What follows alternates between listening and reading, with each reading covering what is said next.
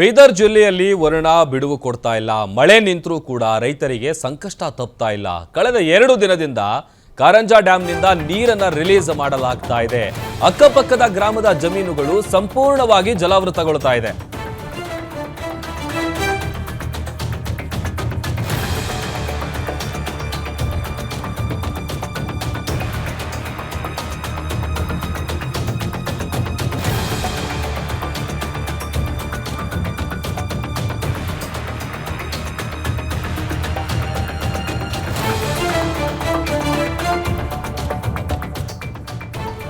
ಮಳೆ ನಿಂತರೂ ಕೂಡ ಪಾಪ ರೈತರಿಗೆ ಸಂಕಷ್ಟ ತಪ್ತಾ ಇಲ್ಲ. ಕಳೆದ 2 ದಿನದಿಂದ ಕಾರಂಜಾ ಡ್ಯಾಂನಿಂದ ನೀರು ರಿಲೀಸ್ ಮಾಡ್ತಾ ಇರುವಂತಹ ಪರಿಣಾಮ ಅಕ್ಕಪಕ್ಕದ ಗ್ರಾಮದ ಜಮೀನುಗಳು ಸಂಪೂರ್ಣವಾಗಿ ಜಲಾವೃತಗೊಂಡಿದೆ.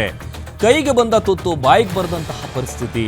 ಸಾವಿರಾರು ಹೆಕ್ಟೇರ್ ಜಮೀನು ಸಂಪೂರ್ಣವಾಗಿ ಜಲಾವೃತಗೊಂಡಿದೆ. ಡ್ಯಾಂಗೆ 10,000ಕ್ಕೂ ಅಧಿಕ ಕ್ಯೂಸೆಕ್ ನೀರಿನ ಒಳ ಹರಿವಿದ್ದು ಮಾಂಜ್ರಾ ನದಿಯ ಹರಿವು ಜಾಸ್ತಿ ಆಗ್ತಾ ಇರುವಂತಹ ಕಾರಣಕ್ಕಾಗಿ ಜಮೀನುಗಳು ಜಲಾವೃತಗೊಳ್ತಾ ಇದೆ. ಸ್ಥಳಕ್ಕೆ ಜನಪ್ರತಿನಿಧಿಗಳು ಮತ್ತು ಅಧಿಕಾರಿಗಳು ಭೇಟಿ ಕೊಟ್ಟಿಲ್ಲ. ಲಕ್ಷಾಂತರ ರೂಪಾಯಿ ಖರ್ಚು ಮಾಡಿ ಬೆಳೆದಿದ್ದಂಥ ಬೆಳೆಯೆಲ್ಲ ಈಗ ಹಾನಿಯಾಗಿದೆ. ಉದ್ದು, ಸೋಯಾ, ಹೆಸರು ಸೇರಿದಂತೆ ಬೇರೆ ಬೇರೆ ಬೆಳೆಗಳು ಏನಿದೆ ಅದೆಲ್ಲವೂ ಕೂಡ ಈಗ ಹಾನಿಯಾಗಿದೆ. ಬೆಳೆ ಹಾನಿಯಿಂದ ಸದ್ಯ ಅನ್ನದಾತರು ಸಂಕಷ್ಟಕ್ಕೆ ಸಿಲುಕಿದ್ದಾರೆ. ಸೂಕ್ತ ಪರಿಹಾರ ಕೊಡಿ ಅಂತ ರೈತರು ಆಗ್ರಹಿಸ್ತಾ ಇದ್ದಾರೆ. ಬೀದರ್ ಜಿಲ್ಲೆಯಲ್ಲಿ ಈಗ ಅನ್ನದಾತರ ಗೋಳು ನಿಜಕ್ಕೂ ಕೂಡ ಹೇಳತೀರದ್ದು.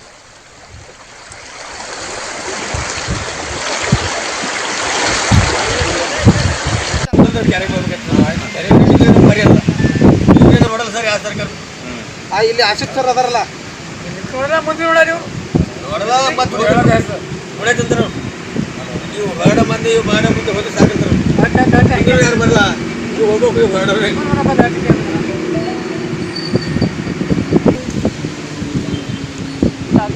ನೀರನ್ನು ಹೊರಬಿಡುವಂಥ ಕೆಲಸವನ್ನು ಕಾರಂಜಾ ಜಲಾಶಯದ ಸಿಬ್ಬಂದಿ ಮಾಡ್ತಾ ಇದ್ದಾರೆ. ಇನ್ನು ಕಾರಂಜಾ ಜಲಾಶಯಕ್ಕೆ ಈಗಾಗಲೇ ಕೊತ್ತೂರು ಭಾಗದಲ್ಲಿ ಅಪಾರ ಪ್ರಮಾಣ ಆಗಿರೋದ್ರಿಂದ ಮತ್ತು ಬೀದರ್ ಜಿಲ್ಲೆಯ ಹುಮ್ನಾಬಾದ್ ಮತ್ತು ಹಳ್ಳಿಗೇಡ್, ಚಿಟಗೋಪ ಈ ಭಾಗದಲ್ಲಿ ಕೂಡ ವ್ಯಾಪಕ ಮಳೆ ಆಗಿರೋದ್ರಿಂದ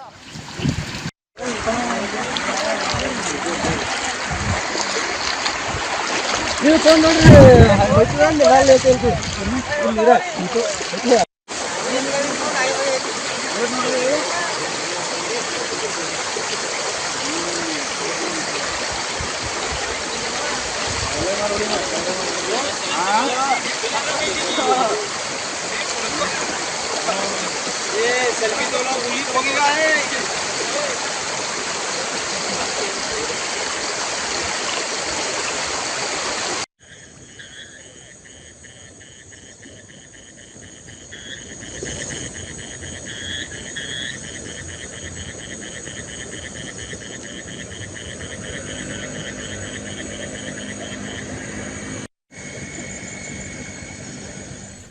ದೃಶ್ಯದಲ್ಲಿ ತೋರಿಸ್ತಾ ಇದ್ದೀವಿ ನೋಡಿ.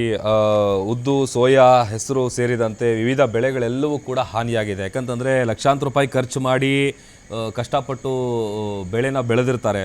ಬಟ್ ಈಗ ಒಂದು ಸ್ಥಳಕ್ಕೆ ಸಂಬಂಧಪಟ್ಟಂಥ ಯಾವ ಅಧಿಕಾರಿಗಳು ಕೂಡ ಭೇಟಿ ಕೊಡ್ತಾ ಇಲ್ಲ. ಜನಪ್ರತಿನಿಧಿಗಳಂತೂ ತಲೆನೇ ಹಾಕ್ತಾ ಇಲ್ಲ.